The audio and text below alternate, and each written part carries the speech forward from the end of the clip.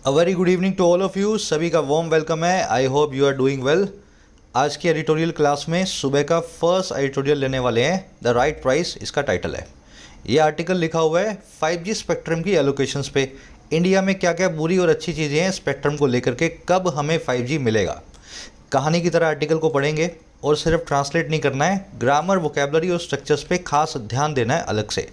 आज आप जो भी सीखो इस आर्टिकल में, ये क्विज पे आपको करना है अप्लाई। इससे आपको पता लगेगा आपने कितना सीखा है ना। क्लास के लास्ट में इसका सोल्यूशन करवाऊंगा, स्क्रीनशॉट लेकर के रख लो और जल्दी से चैनल को सब्सक्राइब कर लो ताकि वीडियोस के नोटिफिकेशन आपको मिले टाइमली। सब्सक्राइब कर लेते हो उससे आपकी रेगुलरिटी भी बनी रहती है। चलिए आइए कुछ नया सीखते हैं।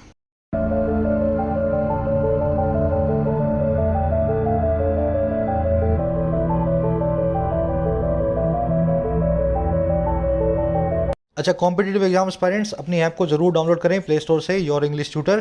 फर्स्ट कमेंट में इसका लिंक डाल रहा हूँ।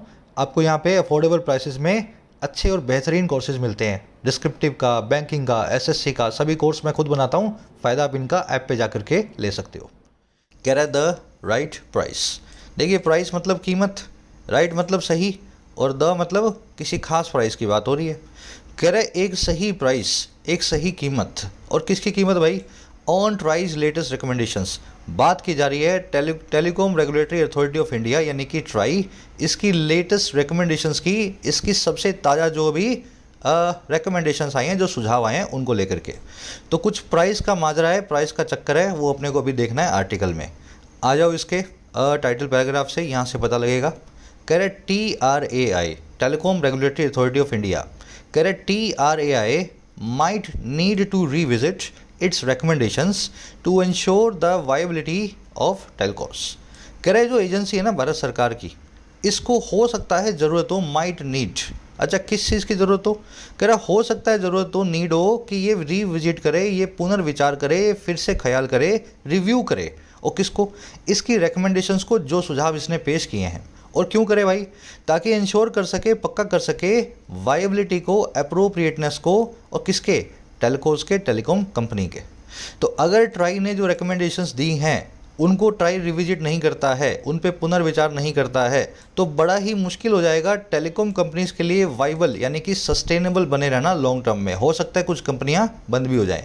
तो इस ट्राई नाम की संस्था को अपने रिकमेंडेशंस को पुनर्विचार करना पड़ेगा। तो कुछ उल्टा सीधा इन्होंने बता दिया है, वही अपने आर्टिकल में भी देखेंगे, है ना। ट्राई आपका सब्जेक्ट है, माइट नीड इसकी वर्ब है, रीविजिट यानी रिव्यू करना, रिकंसीडर करना, किसी चीज़ पे पुनर्विचार करना, इंश्योर करना मतलब किसी चीज़ को पक्का करना।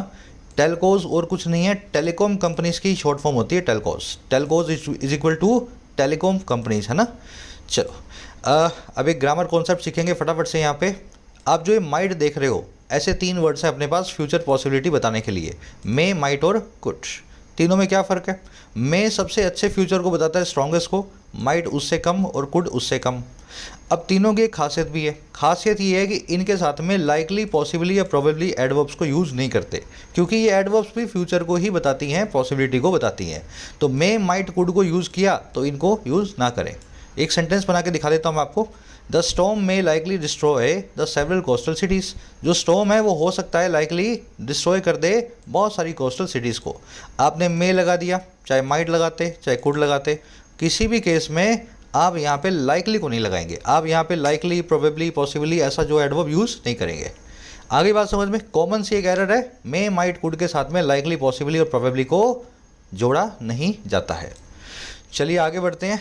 आ जाओ इस आर्टिकल की वोकैबलरी पे। ये जो क्वेश्चंस बता रहा हूँ ना आपको, कॉन्सेप्ट्स आज के क्विज में लगे हुए हैं सारे कॉन्सेप्ट, वहीं पे आपको टेस्ट करूँगा। वोकैबलरी को साथ में देख लेते हैं ताकि इसको स्मूथली बढ़ते जाएं उसी के साथ में।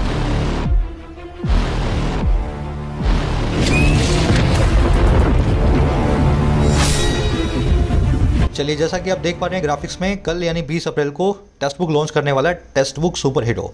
अब ये सुपर हीरो क्या होता है मैं आपको बता दूं। ये एक ऐसा प्रोडक्ट है जो आपकी तैयारी को रेवोल्यूशनाइज करेगा। कैसे? एकदम सटीक तरीके से सिलेक्शन ओरिएंटेड प्रिपरेशन की जाए। हार्ड वर्क तो किया ही जाए, लेकिन साथ में स्मार्टली कैसे किया जाए, स्मार्ट वर्क कैसे करें, इस प्रोडक्ट से, गाइडेंस प्रोग्राम से आपको मिलेगा।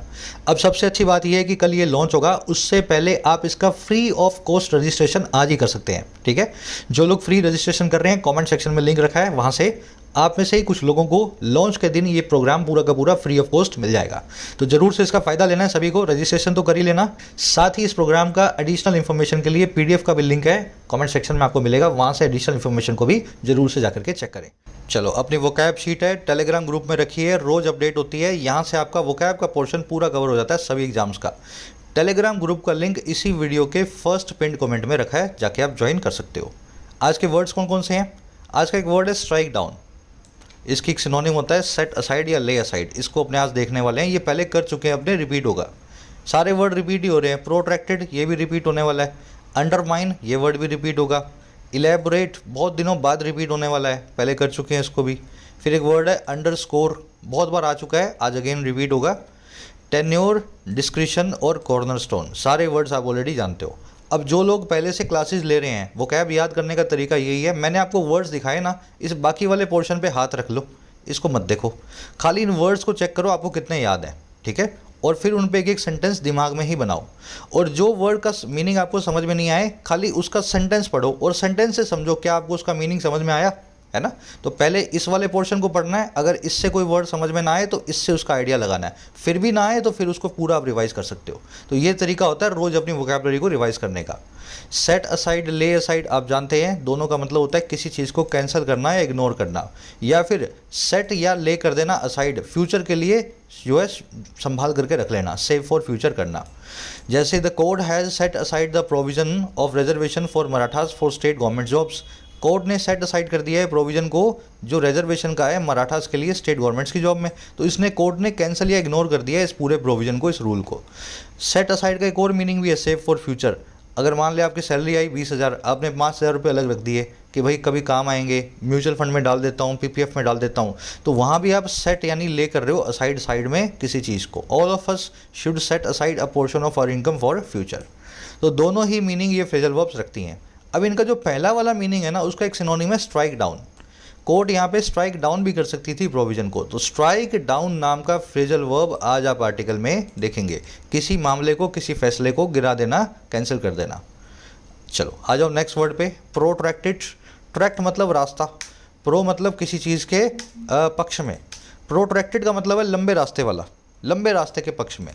हर वो चीज़ प्रोट्रैक्टेड है जो ख़त्म ही नहीं हो रही है, जो लंबी चली जा रही है, इटर्नल है, क्रोनिक है, परपेचुअल है, पेरिनियल है, प्रोलॉन्ग्ड है, परसिस्टेंट है, लगातार बनी हुई है, बस बनी हुई है, protracted. The sage was in an eternal या protracted quest for truth and nirvana. जो संत था वो एक लंबी चलने वाली खोज में था, तलाश में था, क्वेस्ट में था, जो थी सच की और मोक्ष की। प्रोट्रैक्टेड आ गया समझ में, लंबा चलने वाला। चलो, डेबिलिटेट आप जानते हो, किसी चीज़ को वीक बनाना, कमज़ोर करना। Prolong strikes have debilitated the industry. लंबी चलने वाली स्ट्राइक्स ने पूरी इंडस्ट्री को डेबिलिटेट कर दिया है। यहाँ प्रोलॉन्ग की जगह में प्रोट्रैक्टेड भी लिख सकता था, ठीक है। लंबी खिंची हुई स्ट्राइक्स ने पूरी इंडस्ट्री को कमज़ोर बना दिया है। डेबिलिटेट के एक सिनोनिम है अंडरमाइन, इसको आज आप आर्टिकल में देखेंगे। वीकन, पैरालाइज, क्रिपल सभी इसके सिनोनिम होते हैं, किसी को अपाइज करना, किसी को कमज़ोर बनाना। इसकी स्पेलिंग गलत होगी क्या? ठीक है, अब ठीक है। अंडरमाइन इसका सिनोनिम है, आज आप आर्टिकल में देखेंगे। ये वर्ड आप अच्छे से समझते हैं। माइन मतलब सुरंग, अंडर मतलब नीचे। आप खड़े हो, आपके पाँव के नीचे सुरंग खोद रहा हूँ, आपको गिराने की कोशिश कर रहा हूँ, कमज़ोर बनाने की कोशिश कर रहा हूँ, ठीक है। एलैबोरेट एक अच्छा वर्ड है, ये एक वर्ब भी है और एक एडजेक्टिव भी है। वर्ब फॉर्म में एलैबोरेट का मतलब होता है किसी चीज़ को डिटेल में समझाना, जैसे मैं आपको सब चीज़ें समझा रहा हूँ। और एडजेक्टिव फॉर्म में एलैबोरेट का मतलब होता है किसी चीज़, कोई ऐसी चीज़ हो जो बड़ी ही डिटेल्ड हो, एग्जॉस्टिव हो, कॉम्प्लेक्स हो अपने नेचर में।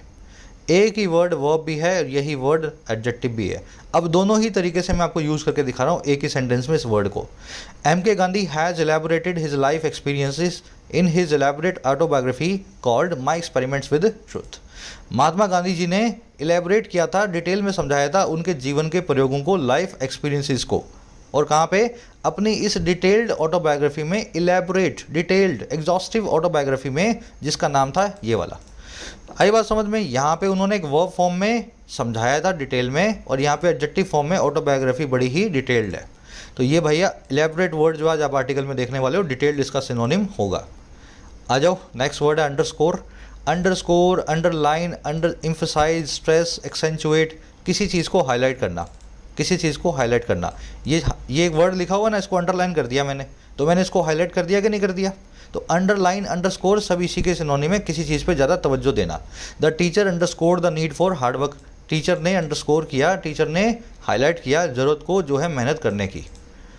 चलिए एक और वर्ड है टेन्योर। अगर आपने कोई लोन वोन ले रखा है तो आपको पता होगा इसका मतलब। टेन्योर का मतलब होता है टाइम पीरियड। जैसे आपने 20 साल का लोन लिया तो आपका टेन्योर है 20 ईयर्स, है ना, टेन्योर। तो ये वर्ड आज आर्टिकल में आएगा, टाइम पीरियड के लिए यूज़ करना। Under Trump's tenure the US started cold war with China. Trump के टाइम पीरियड के दौरान जब ट्रंप कुर्सी पे बैठे थे, अमेरिका ने शुरू कर दिया एक शीत युद्ध को, कोल्ड वॉर को चाइना के साथ। तो ये वर्ड आर्टिकल में आएगा टेन्योर। फिर एक वर्ड है डिस्क्रिशन। डिस्क्रिशन का मतलब होता है आपकी फ्री विल, आपकी जजमेंट। आपको कोई कह देना यार तू देख ले अपने हिसाब से, तो वो कह रहा है कि अपने डिस्क्रिशन के हिसाब से देख ले, अपनी फ्री विल, अपनी विजडम, अपनी जजमेंट, अपनी प्रूडेंस के हिसाब से देख ले। आ गई बात समझ में, है ना। Bail is granted at the discretion of the court.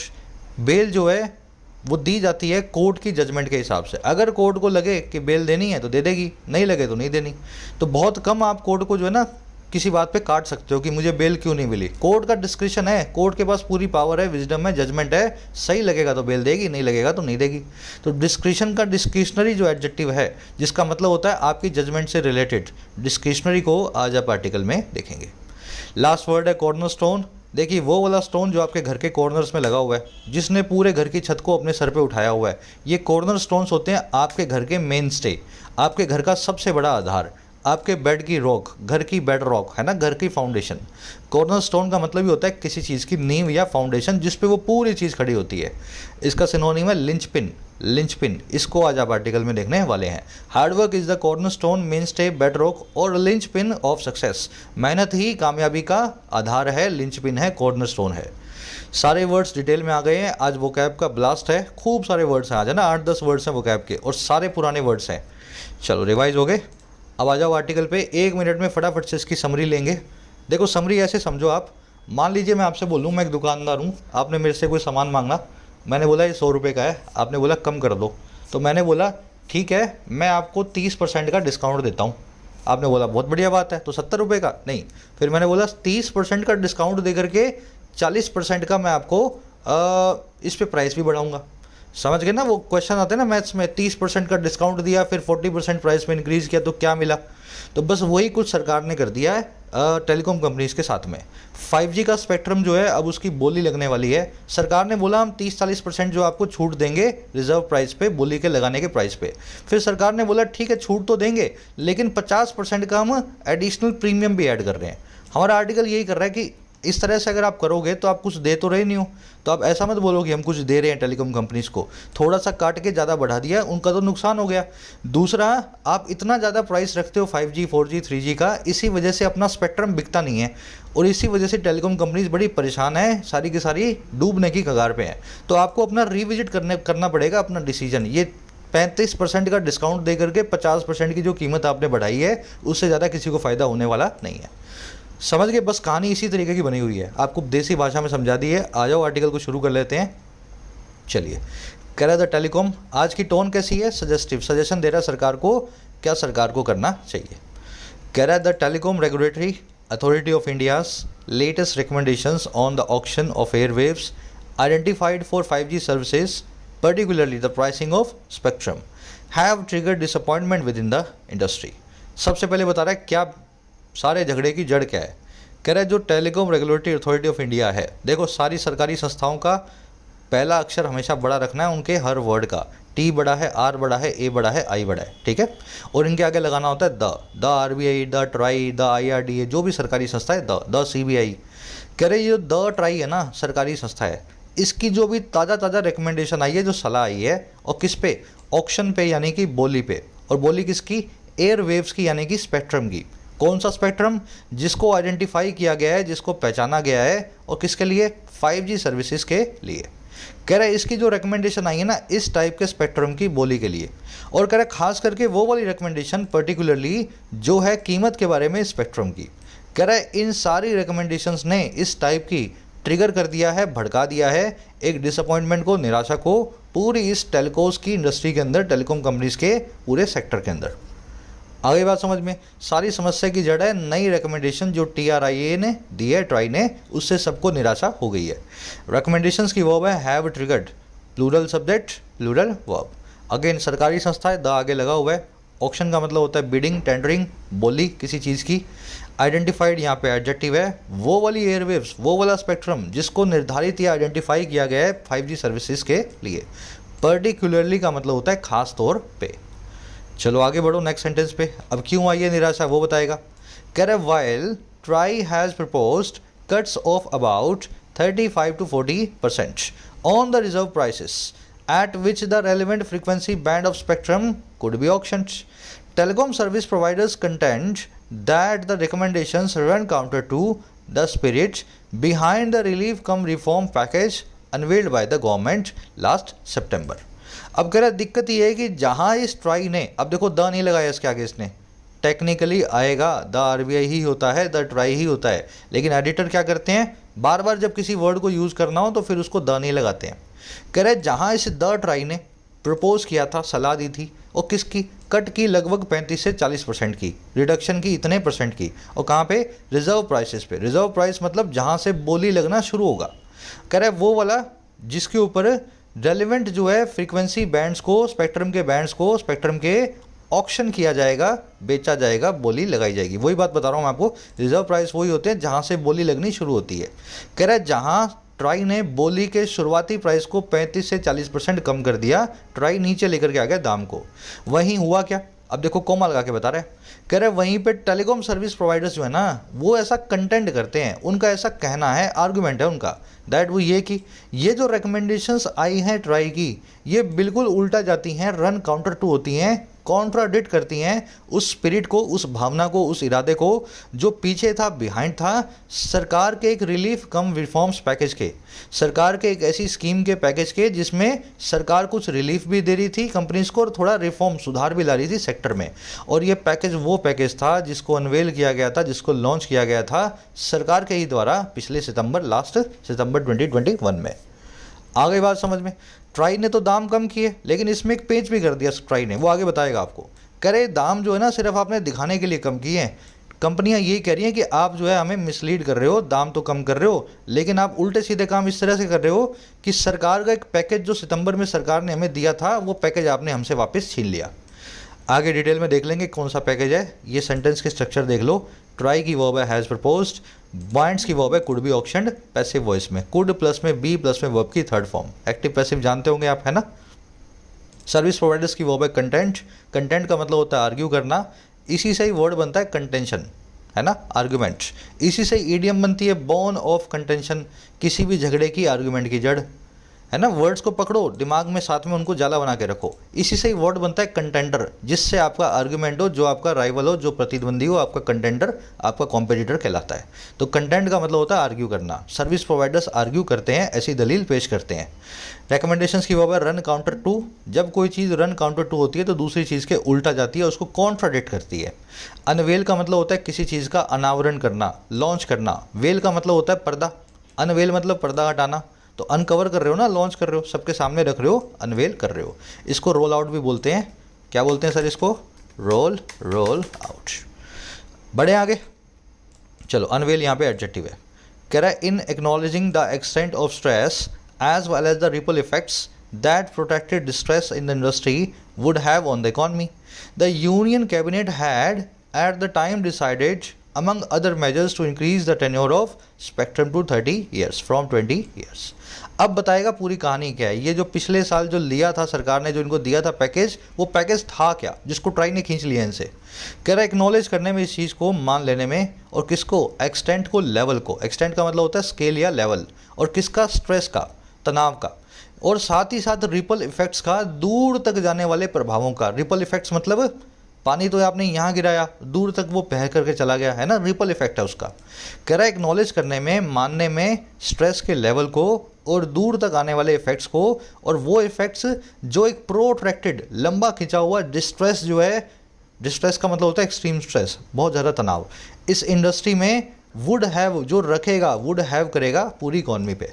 करें इन दोनों चीज़ों को मान लेने के अंदर ही, इन दोनों चीज़ों को मान लेने के साथ ही, एक तो स्ट्रेस बहुत ज़्यादा है और एक लंबा चलने वाला जो स्ट्रेस है वो बहुत रिपल इफेक्ट्स रखेगा पूरी अर्थव्यवस्था पे। हुआ क्या, हमारी जो यूनियन कैबिनेट है उसने हैड एट द टाइम उस वक्त डिसाइड कर चुका था, है ना। और क्या डिसाइड किया था, दूसरे कई मेजर्स में से एक मेजर को, दूसरे कई कदमों में से एक कदम को, और वो कदम था इंक्रीज करने का, बढ़ा देने का टेन्योर को, यानी कि टाइम पीरियड को। और किसके, स्पेक्ट्रम के असाइनमेंट के। और कहाँ पे बढ़ा दिया, 30 ईयर तक। और कहाँ से, 20 सालों से। तो सरकार ने बोला कि हमें पता है टेलीकॉम कंपनीज की हालत बहुत पतली है, हम देख पा रहे हैं। तो पूरी कैबिनेट बैठी और कैबिनेट ने डिसाइड ये किया कि कई सारे मेजर्स लेंगे, और अमंग अदर मेजर्स में से एक मेजर ये भी होगा कि आपको जो स्पेक्ट्रम जिस दाम पे 20 सालों के लिए मिला था, अब एक्स्ट्रा 10 साल की छूट, अब 20 की जगह उसको 30 सालों तक रखो। तो 10 साल तक मुफ्त में रखोगे ताकि आपकी भी कंडीशन थोड़ी सी सही हो जाएगी। आया समझ में। तो ये पैकेज इनको कंपनीज को दिया गया था। चलो अब इसकी स्ट्रक्चर देख लेते हैं। डिस्ट्रेस का वर्ब है, डिस्ट्रेस मतलब एक्सट्रीम स्ट्रेस, एक्सट्रीम सफरिंग, है ना। इसकी वर्ब है वुड हैव। वुड हैव मतलब रखेगा फ्यूचर के अंदर, would have on the economy. Cabinet की वर्ब है हैड डिसाइडेड, पास्ट से परफेक्ट टेंस में। टेन्योर का मतलब होता है टाइम पीरियड, टाइम ड्यूरेशन, और इसमें कुछ देखने वाला है नहीं। एक्नॉलेज का मतलब होता है मान लेना, किसी चीज़ पे हामी भर देना। रिपल इफेक्ट्स पे मैंने आपको एक पिक्चर दिखाई थी 2-3 दिन पहले, ये होती है रिपल्स। पानी गिरा यहाँ और कहाँ तक लहरें जा रही है, रिपल्स कहाँ तक जा रही है, यहाँ, इसी को बोलते हैं रिपल इफेक्ट्स। हुआ तो यहाँ पे कुछ, हुआ तो टेलीकॉम सेक्टर में कुछ, और पता लगा कि भैया हर सेक्टर में, आईटी सेक्टर में, मैन्युफैक्चरिंग सेक्टर में, सब तरफ उसका इफेक्ट पड़ रहा है। इसको बोलते हैं रिपल इफेक्ट्स, है ना। एक लोकल सा इवेंट होता है जो पूरा ग्लोबल बन जाता है, हर तरफ उसका प्रभाव फैल जाता है। चलिए ध्यान रखा करो, पिक्चर से आपके दिमाग में वर्ड्स बैठ जाते हैं। अब इसको, ये जो गोल गोल बनी हुई ना, इसी को रिपल बोलते हैं इंग्लिश में। आगे बढ़ते हैं।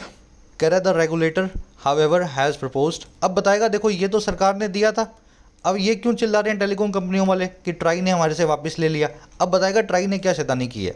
कह the regulator however has proposed charging 1.5 times the reduced reserve price for a 30-year tenure on spectrum, thereby virtually negating the proposed cut and undermining the government's aim of making spectrum affordable enough to encourage greater participation in the auctions.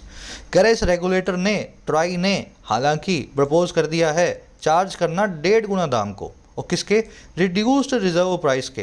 Reserve price को पहले 40% कम किया, 60 पे ले आया, फिर उसका कह रहा है 1.5 गुना लूँगा, तो 60 का 1.5 गुना हो गया 90। तो एक्चुअल में 10% का ही फायदा दिया ना इनको। तो रेगुलेटर ने क्या किया, हालांकि प्रपोज कर दिया कि हम चार्ज करेंगे प्राइस को कम करने के बाद जो नया प्राइस आया उसका 1.5 गुना, है ना, रिड्यूस रिजर्व प्राइस पे। और किसके लिए, 30 साल के टेन्योर के लिए, और किस पे, स्पेक्ट्रम पे। और कह रहा है इस प्रकार से एक तरीके से वर्चुअली निगेट करते हुए, जीरो करते हुए इस प्रपोज्ड कट को, और अंडरमाइन करते हुए, कमज़ोर बनाते हुए सरकार के उस एम को, उस मकसद को जो था बनाने का स्पेक्ट्रम को इतना अफोर्डेबल इनफ, ताकि वो इनकरेज कर पाए और ज़्यादा भागीदारी ऑक्शंस के अंदर कंपनीज की। आगे बात समझ में। तो ये किया है ट्राई ने बोला वो 30 साल वाला है ना, 30 साल वाला जो 20 से 30 हमने पिछले साल किया था, उसका पैसा तो 1.5 गुना लगेगा। हम 40% पहले कॉस्ट कम करते हैं, 60% पे ले आते हैं, फिर 1.5 गुना लगाएंगे, 90 पे आ जाएगी। तो इफेक्टिवली तो 10% का ही ऑफ मिला है। तो इस प्रकार से सरकार की जो मंशा थी उससे बिल्कुल ट्राई जो है उल्टा कर रहा है, ज़्यादा कुछ राहत देने की कोशिश नहीं कर रहा है। रेगुलेटर की वर्ब है हैज़ प्रपोज्ड।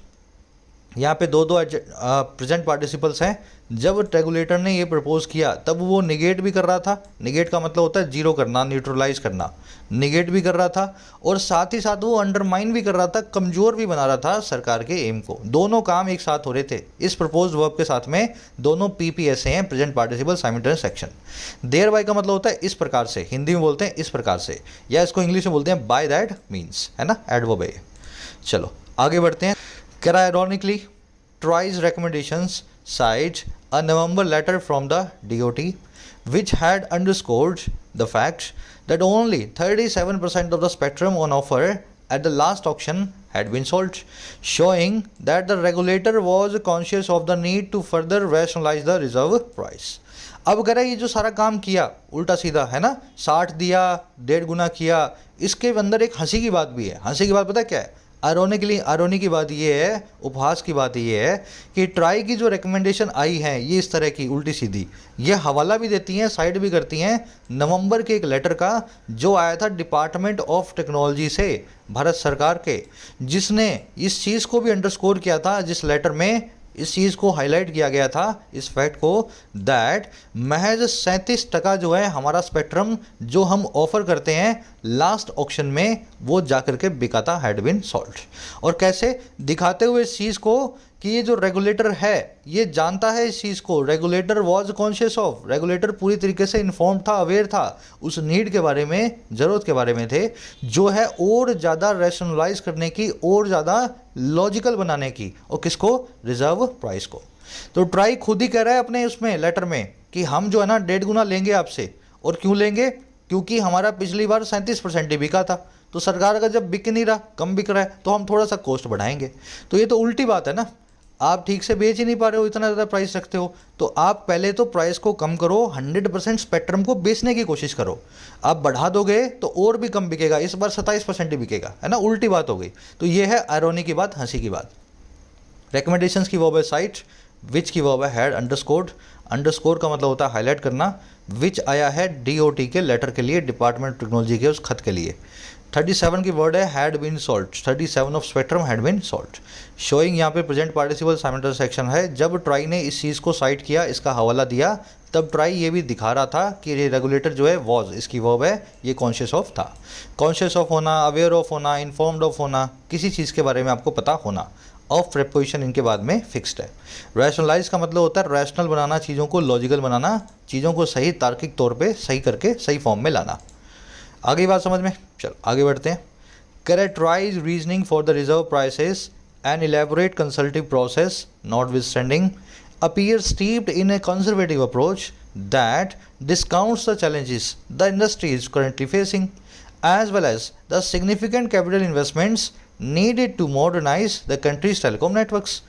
कह रहे ट्राई की जो रीजनिंग है, ट्राई कहता है कि हमारा तो बिकता नहीं है तो हम और महंगा बेचेंगे ताकि हमारा जो बिक रहा है उससे हमें पैसा मिले। कह रहे ट्राई की जो रीजनिंग है ना पूरी इस रिजर्व प्राइस को लेकर के, और कौन सा रिजर्व प्राइस, कह रहे ये एक जो खुद में ही बड़ी इलेबोरेट कंसल्टिव प्रोसेस है, बावजूद इसके रिजर्व प्राइस को लेकर के आना, डिसाइड करना, ये अपने आप में एक ऐसी कंसल्टेशन वाली प्रोसेस है, बातचीत की प्रोसेस है जो बड़ी इलेबोरेटेड, डिटेल्ड है, एग्जॉस्टिव है। और नॉट विद स्टैंडिंग मतलब बावजूद, कह रहे बावजूद इसके इतना एक एग्जॉस्टिव प्रोसेस होने के, कह रहे ये रीजनिंग दिखाई देती है कि ये स्टीप्ड इन है, ये डूबी हुई है, ये इमर्स्ड है, ये अब्जॉर्ब्ड है एक बड़ी ही दकियानूसी अप्रोच में, पुरानी कंजर्वेटिव अप्रोच में।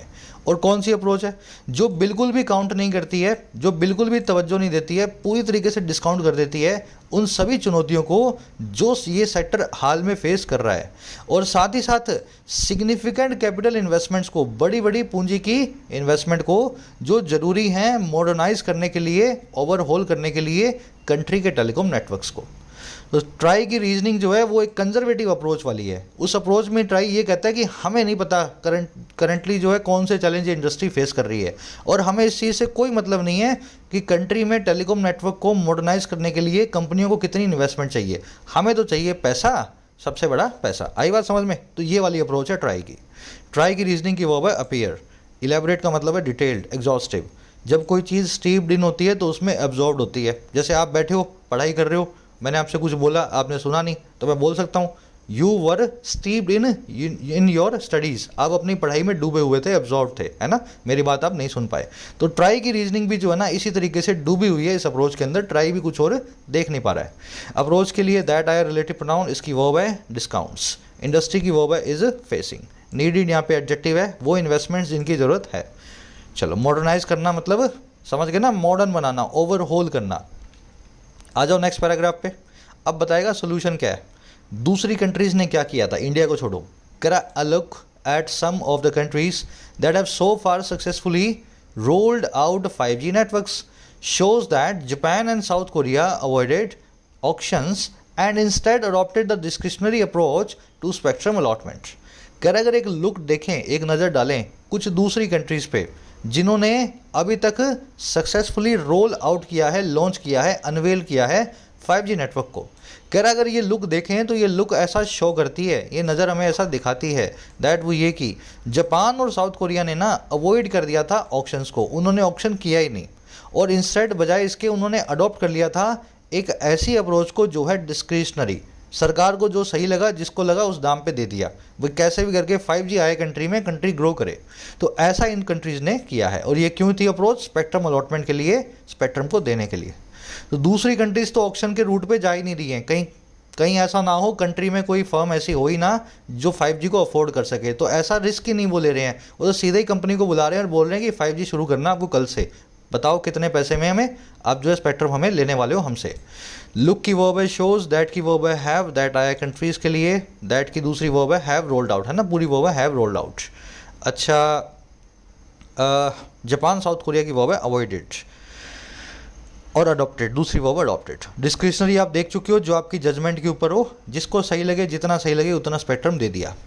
Correct true, this approach was abandoned by India after the Supreme Court in 2012 struck down the grant of 2G licenses and mandated auctions as the best method to obviate malfeasance in the exercise of discretionary powers। कह रहा है अब ये भी मान लेते हैं भाई जापान और कोरिया में तो करप्शन बहुत कम है, इंडिया में बहुत ज़्यादा है। कह रहा है वास्तव में ट्रू ये बात है कि ये अप्रोच जो है इसको अबैंडन कर दिया गया था इंडिया के द्वारा 2012 के अंदर सुप्रीम कोर्ट के जरिए, जब सुप्रीम कोर्ट ने स्ट्राइक डाउन कर दिया था ग्रांट करने को 2G लाइसेंसेस को, और सुप्रीम कोर्ट ने मैंडेट भी कर दिया था, ज़रूरी भी कर दिया था बोली लगाने को ऑक्शन को सबसे अच्छे तरीके के तौर पे, बेस्ट मेथड के तौर पे। और किस लिए ये मेथड होगा? ऑब्विएट करने के लिए, ख़त्म कर देने के लिए, अवॉइड कर देने के लिए माल प्रैक्टिसेस को, सरकारी अधिकारियों की मॉलफिशंस को। मॉलफिशंस का मतलब होता है जो रॉन्ग डूइंग और करप्शन जो करते हैं बड़े बड़े सरकारी अधिकारी। तो ये मेथड इसीलिए है कि कम से कम किया जाए, ऑब्विएट कर दिया जाए बिल्कुल भी करप्शन को एक्सरसाइज में, इस पूरी कार्रवाई में जो है डिस्क्रिशनरी पावर की। आई बात समझ में? तो सुप्रीम कोर्ट ने तो पहले ही देख लिया था ए राजा ने क्या किया, तो हमारे देश में मानते हैं कि ये अप्रोच जापान साउथ कोरिया वाली नहीं चलेगी। दिस अप्रोच की वर्ब है वॉज अबेंडेंड पैसिव वॉइस में। सुप्रीम कोर्ट की वर्ब्स हैं दो, पहली है स्ट्राइक डाउन सेकंड फॉर्म में, और दूसरी है मैंडेटेड। स्ट्राइक डाउन का मतलब होता है किसी चीज़ को कैंसिल, क्वैश, एब्रोगेट करना, किसी चीज़ को रूल आउट या सेट असाइड कर देना। जानते हो ना, सेट असाइड, ले असाइड, स्ट्राइक डाउन। चलो, मैंडेट का मतलब होता है ज़रूरी बनाना, ऑब्विएट का मतलब होता है किसी चीज़ को पूरी तरीके से प्रिवेंट करना होने से, अवॉइड करना, अवर्ट करना, ऑब्विएट करना। मॉलफिशंस एक नया वर्ड है आपके लिए, इसका मतलब होता है मॉल मतलब बुरी, फिशंस मतलब एक्टिविटीज़, रॉन्ग डूइंग्स या मिसकॉन्डक्ट या करप्शन जो कि बड़े सरकारी अधिकारियों के द्वारा होता है, मैंडरिन्स के द्वारा होता है, मॉलफिशंस कहलाता है। तो सुप्रीम कोर्ट ऑलरेडी जानता है ना, इंडिया में नहीं हो सकता। अब देखो सुप्रीम कोर्ट ने क्या बोला, कह रहा still an auction would ensure that the resource being offered is actually bid for and utilized only if the price is viable for the industry। कह रहा फिर भी एक ऑक्शन इस चीज़ को इंश्योर करेगी, इस चीज़ को पक्का करेगी। कह रहा जो रिसोर्स, जो संसाधन जिसको ऑफर किया जा रहा है सेल के लिए, जिसको बोली लगाने के लिए रखा जा रहा है, वो एक्चुअली में बिड फॉर होता है, एक्चुअल में उस पर बोली लगती है, और वो यूटिलाइज्ड होता है, वो इस्तेमाल में भी आता है महज तभी, ओनली इफ़, अगर प्राइस जो है वो वाइबल है पूरी इंडस्ट्री के लिए, अगर जो प्राइस है वो अप्रोप्रिएट है पूरे सेक्टर के लिए। तो ऑक्शन से हमें ये तो पता लगेगा कि कितने लोग खरीद रहे हैं, कितने लोग खरीद पा रहे हैं या नहीं पा रहे हैं। तो थोड़ा सा प्राइस कम करके रखो ऑक्शन में, ताकि सब लोग आकर के ऑक्शन में पार्टिसिपेट करें। नहीं तो 37% ही बिकता है आपका, 65% तो कोई लेता ही नहीं है आपका, है ना। ऑक्शन की वर्ब है वुड इंश्योर, रिसोर्स की वर्ब है is bid for and is utilized, है ना, दो वर्ब्स हैं इसकी पैसिव वॉइस में। प्राइस की वर्ब है इज। वाइबल का मतलब होता है अप्रोप्रिएट या सस्टेनेबल, जो सबके लिए सही हो, वाइबल। बीइंग ऑफर्ड यहाँ पे प्रेजेंट पार्टिसिपल पैसिव में लगा हुआ है, वो रिसोर्स जिसको ऑफर किया जा रहा है ना, इसके रिसोर्स के ऊपर काम हो रहा है, तो बीइंग प्लस में वर्ब की थर्ड फॉर्म। चलो, Canadia's telcos point to the fact that even today their ability to invest in the infrastructure required to cover the length and breadth of the country and simultaneously ensure optimum reach and availability of signals in dense urban areas is somewhat constrained by the high cost of spectrum relative to global average, as well as one of the lowest realizations in terms of revenue, average revenue per users। अब ये बता रहा है कि telecom companies क्यों रोना रो रही हैं, क्यों वो कह रही हैं कि प्राइस कम करो। कह रहे हैं इंडिया के टेलीकॉम जो हैं, टेलीकॉम कंपनीज जो हैं, पॉइंट टू करती हैं, इशारा करती हैं इस फैक्ट की तरफ, आज तक की, यहाँ तक कि आज भी, दैट इवन टुडे, उनकी जो सक्षमता है, जो एबिलिटी है और किस किस काम को करने की? 2 कामों की। पहला काम है इन्वेस्ट करना, निवेश करना, और किस में? देश के इंफ्रास्ट्रक्चर में, देश के ढांचे में। और कौन सा इंफ्रास्ट्रक्चर? जो रिक्वायर्ड है, ज़रूरी है कवर करने के लिए लंबाई और चौड़ाई को पूरे देश के हर कोने में स्पेक्ट्रम को ले जाने के लिए, मोबाइल सर्विसेज को लाने के लिए। पहला काम तो ये। और दूसरा काम है साइमल्टेनियसली, साथ ही साथ इंश्योर करने का, पक्का करने का। और किस चीज़ को? मैक्सिमम रीच को, मैक्सिमम पहुंच को, ऑप्टिमल पहुंच को। और कहाँ तक? एक तो ऑप्टिमल रीच को और अवेलेबिलिटी को सिग्नल्स की डेंस अर्बन एरियाज़ में। घरों में अपने नेटवर्क नहीं आता, तो इनका जो सक्षमता जो है ना इन्वेस्ट करने की और इस तरीके से रीच को हर तरफ पहुंचाने की, घरों में भी, अर्बन एरियाज़ में भी। कह रहा है ये जो एबिलिटी है इनकी, ये समवट कुछ हद तक कंस्ट्रेंड है, रेस्ट्रिक्टेड है, प्रिवेंटेड है हाई कॉस्ट ऑफ स्पेक्ट्रम की वजह से। और ये वो हाई कॉस्ट है जो रिलेटिव टू है, जो कंपैरिजन में है ग्लोबल एवरेज के। तो दुनिया भर में जो कॉस्ट है उससे बहुत ज़्यादा पैसा भारत सरकार टेलीकॉम कंपनी से उगाती है स्पेक्ट्रम के लिए। और दूसरा रीज़न है साथ ही साथ दुनिया में सबसे कम जो इनका रियलाइजेशन है, सबसे कम इनका जो एक्चुअलाइजेशन है प्रॉफिट का, और किस टर्म्स में? एवरेज रेवेन्यू पर यूज़र के टर्म्स में। तो इन दोनों वजह से टेलीकॉम कंपनियां बोलती हैं कि हमारे पास तो पैसा बचता ही नहीं है कि हर तरफ हम मोबाइल सर्विसेज लाएं और घरों में भी हर तरफ सिग्नल को पहुंचाएं। आई बात समझ में? सेंटेंस लंबा है लेकिन बड़ा आसान है। एक बार स्ट्रक्चर मैं समझा देता हूँ, फिर दिमाग में बैठेगा। टेलीकॉस की वर्ब है पॉइंट टू। अब वो पॉइंट टू क्या करती हैं? दैट वो ये करती हैं कि उनकी जो एबिलिटी है वो कंस्ट्रेंड है।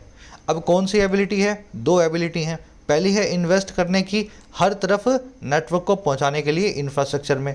और दूसरी एबिलिटी है उनकी उसी वक्त साइमल्टेनियसली इंश्योर करने की कि स्पेक्ट्रम घरों में भी आए, डेंस अर्बन एरियाज़ में, बिल्डिंग्स में भी ऑप्टिमल उसकी रीच हो। तो ये एबिलिटी जो है ना दोनों, ये सारी की सारी हैं कंस्ट्रेंट। ठीक है। अच्छा, कंस्ट्रेंट किस वजह से हैं? 2 रीजन से। पहला है हाई कॉस्ट ऑफ स्पेक्ट्रम, और दूसरा लोगों से कम पैसा मिलना। एवरेज रेवेन्यू पर यूज़र जो है दुनिया में सबसे कम है। ऐसे बना सेंटेंस। ठीक है। अब देखने वाले वर्ड्स देख लेना। ऑप्टिमम का मतलब होता है बेस्ट, ऑप्टिमल, सबसे ज़्यादा नहीं, सबसे अच्छा, वो कहलाता है ऑप्टिमम। कंस्ट्रेंट मतलब रेस्ट्रिक्टेड, रिलेटिव टू मतलब इन कंपैरिजन विद। रियलाइजेशन के 2 मीनिंग होते हैं। पहला मीनिंग होता है एहसास, आपको किसी चीज़ का रियलाइजेशन होगा तो आपको एहसास होगा। दूसरा रियलाइजेशन का मीनिंग होता है आपका टेम्परेरी प्रॉफिट या लॉस। तो ये जो इनका प्रॉफिट और लॉस जो बुक कर रहे हैं, रियलाइज कर रहे हैं, जो पैसा कमा रहे हैं, वो बहुत ही कम है एवरेज रेवेन्यू, एवरेज यूज़र का। चलिए आगे बढ़े। ऊपर एक एरर थी इस सेंटेंस में, मैं आपको बताने भूल गया शायद। रीजनिंग की वर्ब यहाँ पे अपीयर्स होनी चाहिए। ठीक है, अपीयर लिखा हुआ, अपीयर्स होनी चाहिए, ऊपर रह गई थी ये। चलो आ जाओ, लास्ट सेंटेंस है। अब देगा यहाँ पे सोल्यूशन क्या है। ठीक है, कह रहा है for the government to realize its goal of netting optimum revenue from the auction of spectrum, even as it ensures that India does not end up lagging behind in rollout of 5G services, policymakers need to try revisit its recommendation. कह रहा है सरकार के लिए, government के लिए realise करने के लिए, रियलाइज़ करना मतलब रियल बनाना, किसी चीज़ को साकार करना। सरकार के लिए साकार बनाने के लिए अपने गोल को, अपने मकसद को, ऑब्जेक्टिव को जो है नेट करने का। नेट एक वर्ब है, इसका मतलब होता है नेट प्रॉफिट अर्न करना। ठीक है, तो अपना जो गोल है नेट प्रॉफिट अर्न करने का, सबसे अच्छे रेवेन्यू को, ऑप्टिमम रेवेन्यू को ऑक्शन से, बोली से, स्पेक्ट्रम की। कह रहा है इस सपने को सरकार के लिए जो है रियलाइज़ करने के लिए, साकार बनाने के लिए। और कब? इवन एज, वहाँ जबकि दूसरी तरफ, इवन एज का मतलब होता है जबकि, ऑन द अदर हैंड। कह रहा है जबकि दूसरी तरफ ये भी पक्का करे सरकार कि इंडिया जो है वो एंड अप ना करे, वो इस मुकाम पे ना आए जो है लैग बिहाइंड करने का, पीछे रह जाने का। और किस में? रोल आउट में, लॉन्च में 5G टेलीकॉम सर्विसेज के। कह रहा है अगर इन दोनों चीज़ों को अपने को करवाना है, सरकार को पैसा भी कमाना है और ये भी इंश्योर करना है कि इंडिया में पाकिस्तान और बांग्लादेश के पहले ही जो है 5G आए, उनके बाद में ना आए, है ना, इंडिया पीछे ना रह जाए आसपास की कंट्रीज से। तो पॉलिसी मेकर्स को ज़रूरत है, सरकारी बाबुओं को और अधिकारियों को और नेताओं को ज़रूरत है कि वो इंसिस्ट करें, इस चीज़ पे जोर दें, है ना, जिद करें, इस जिद पे आ जाएं, इंसिस्ट करें। और क्या इंसिस्ट करें? कि ट्राई जो है वो रिविजिट करे, वो पुनर्विचार करे अपनी रिकमेंडेशंस पे, अपने जो सुझाव इसने दिए। तो ये इनको करना पड़ेगा। ट्राई ने अगर रिविजिट नहीं किया ना, तो कोई भी इस बार 5G स्पेक्ट्रम खरीदने वाला नहीं है। इट की वर्ब है इंश्योर्स, इंडिया की वर्ब है does not and up. And up का मतलब होता है इस मुकाम पे, इस मंजिल पे पहुंचना। लैग बिहाइंड का मतलब होता है पीछे रह जाना। पॉलिसी मेकर्स का वर्ब है नीड, इंसिस्ट का मतलब होता है एम्फसाइज करना, असर्ट करना चीज़ों को। ट्राई की वर्ब है रिविजिट, ये प्रेजेंट सब्जेंटिव मूड है, आप जानते हो, इसमें वर्ब की बेस फॉर्म यूज़ होती है। अगर सेंटेंस में कोई अर्जेंसी, रिक्वेस्ट या थ्रेटनिंग हो तो दैट के बाद आने वाले क्लोज में आप वर्ब को रखते हैं बेस फॉर्म में। The court ordered that the government takes back the farm bills, court ने ऑर्डर किया कि सरकार जो है फार्म बिल्स को वापस ले ले। अगेन अर्जेंसी रिक्वेस्ट आ गई है, तो सरकार के लिए वर्ब भले ही सिंगुलर आएगी, टेक्स आएगा, लेकिन इस केस में टेक ही आएगा, बेस फॉर्म को यूज़ करेंगे। ठीक है ना, प्रेजेंट सब्जेंटिव मूड है क्योंकि यहाँ पे एक अर्जेंसी आ चुकी है, तो जैसे ही अर्जेंसी, रिक्वेस्ट या थ्रेटनिंग दिखे, बाद वाले क्लोज में वर्ब को बेस फॉर्म में बदला जाता है। ये सेंटेंस इंप्रूवमेंट में आने वाला काम आने वाला कॉन्सेप्ट है। ठीक है, वैसे ही it is urgent that the company pays salaries to its employees on time, ये बड़ा अर्जेंट है कि कंपनी अपनी सैलरी जो है एम्प्लॉयज़ को टाइम पे दे। अगेन अर्जेंसी है तो कंपनी के लिए पेज वैसे तो ठीक है, लेकिन इम्प्रूव करेंगे हम, यहाँ पे सब्जेंटिव मूड लगाएंगे, इसको बेस फॉर्म में चेंज कर देंगे। वैसे ही ट्राई के लिए रिविजिट लिखा हुआ है, रिविजिट्स नहीं लिखा हुआ। कह रहा the economy can ill afford any further disruptions in the linchpin sector, कह रहा है इकॉनमी जो है इल अफोर्ड कर सकती है। इल अफोर्ड का मतलब होता है अफोर्ड कर ही ना पाना। कह रहा है इकॉनमी जो है अब सह ही नहीं पाएगी, अफोर्ड कर ही नहीं पाएगी, इल अफोर्ड करेगी किसी भी फर्दर डिस्टर्बेंस को इस लिंच पिन, इस मेन स्टे, इस बेड रॉक, इस कॉर्नर स्टोन सेक्टर में जो है टेलीकॉम सेक्टर। इकॉनमी की वर्ब है कैन इल अफोर्ड। हर चीज़ में तरीके से बैलेंस करके आपको ट्रेन कर रहा हूँ वो कैब ग्रामर के साथ में। क्लासेस में अगर रेगुलर रहोगे तभी हो पाएगा। 1 या 2 दिन की क्लास हफ्ते में ले लोगे, आधा देख के आधा छोड़ दोगे तो उससे ज़्यादा कुछ फ़ायदा नहीं मिलेगा। एक वर्ड यहाँ पे रह गया था, तो ये वर्ड था रोल आउट, रोल बैक और रोल ओवर। हम 2-3 दिनों से लगातार कर रहे हैं, ये तीनों आपको आने चाहिए फ्रेजल वर्ब्स। ठीक है, आई एक्सपेक्ट कि सबको आती होंगी, डालना कमेंट्स में। अब इस पे मैं 2 एडिशनल ईडियम करवा देता हूँ, आज के क्विज में आएंगी। पहली ईडियम क्या है, a rolling stone gathers no moss. एक पत्थर है ना जो घूम रहा है, रोल कर रहा है, जो ऊपर से नीचे गिरता आ रहा है। रोल करना मतलब लुढ़कना।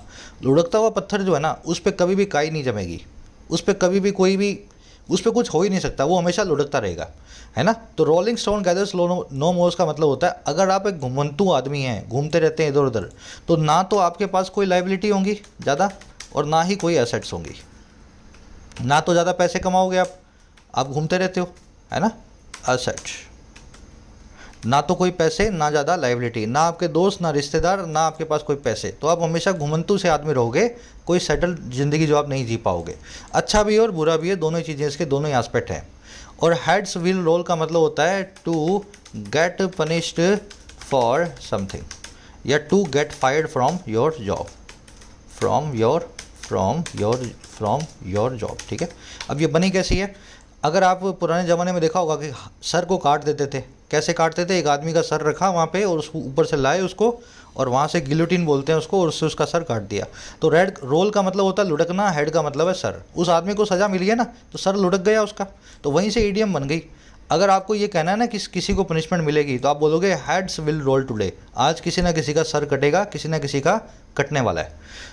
तो इस तरीके से 2 ईडियम्स हैं आज के क्विज़ में यूज़ होंगी। आ जाओ फटाफट से अपने क्विज़ पे। फर्स्ट क्वेश्चन में सुप्रीम कोर्ट ने क्यों मना किया था स्पेक्ट्रम की जो है डिस्क्रिशनरी अलॉटमेंट के लिए, क्यों कोर्ट ने बोला था कि आपको बोली करवानी पड़ेगी? तो इसका जवाब तो आप सभी दे ही सकते हो भाई, देश इतना करप्ट है कि यहाँ पे बिना बोली लगाए काम होगा तो वो ए राजा वाली कहानी हो जाती है। तो आंसर ऑलरेडी इसका आप जानते हो, देख लो, कमेंट सेक्शन में डाल रहा हूँ, फर्स्ट कमेंट में आंसर रखा हुआ है, वहाँ से मैच कर लेना। सेकंड में आपसे पूछा है ट्राई की कौन सी रिकमेंडेशन है जिसको अपोज किया जा रहा है टेलीकॉम कंपनीज के द्वारा। ये रिकमेंडेशन की टेलीकॉम इसका जो रिजर्व प्राइस है उसको 35% 40% कम करेंगे। ये रिकमेंडेशन की असाइनमेंट को 30 साल करेंगे 20 साल से। ये रिकमेंडेशन की 20 साल कर देंगे 30 साल से। या ये रिकमेंडेशन की 1.5 गुना पैसा लेंगे रिजर्व प्राइसेस पे। समझदार हो आप, आर्टिकल आपने पूरा पढ़ा है। ट्राई ने कौन सी बात ऐसी कही थी जिससे सब परेशान है ना। तो वो बात ऑलरेडी आप जानते हो, यहीं से निकल जाएगा आंसर। फर्स्ट कमेंट में मैं भी आंसर डाल रहा हूँ, कमेंट के जो है हिंट के साथ, वहाँ से मैच कर लेना। मैं बता दूंगा तो फिर जो लोग करना चाह रहे हैं ना वो कर नहीं पाएंगे, तो मैं वहीं बता रहा हूँ, फर्स्ट कमेंट में आंसर रखा हुआ है। हेड्स विल रोल अभी करवाइए ईडियम, मेरे ख्याल से आता होगा सभी को, याद रह जाएगी आपको, है ना। देख लो ABCD हेड विल रोल का कौन सा आंसर है। और यहाँ पे निकालनी है आपको एक एरर मिलेगी आपको मे, माइट या कुड के इस्तेमाल में। आराम से ढूंढो, कॉन्सेप्ट करवा दिया आपको, मे माइट कुड कैसे यूज़ होते हैं। और लास्ट आपको 5वां मिला है वर्ड ऑब्विएट। ऑब्विएट का क्या मीनिंग होता है? देखो, corner stone, redirect, make something obsolete या डू अवे विद, ऑलरेडी जानते हो ना ऑब्विएट करना क्या होता है। चलो, 5 के आंसर रखे हुए हैं फर्स्ट कमेंट में। इसी वीडियो के नीचे जाओ, फर्स्ट कमेंट से चेक करो आउट ऑफ 5 कितने मार्क्स मिले, जरूर से बताना, है ना। एक लाइक और एक शेयर जरूर से दे सेशन को। कोई भी क्वेरी हो रिलेटिंग टू कोर्सेज, तीनों कोर्सेज अवेलेबल हैं, राइटिंग स्किल्स, एसएससी और बैंकिंग। कोई भी क्वेरी होती है जाकर के आप मैसेज करो व्हाट्सएप नंबर पर, आपको रिप्लाई मिल जाएगा। अंटिल देन, जय हिंद एंड साइनिंग आउट।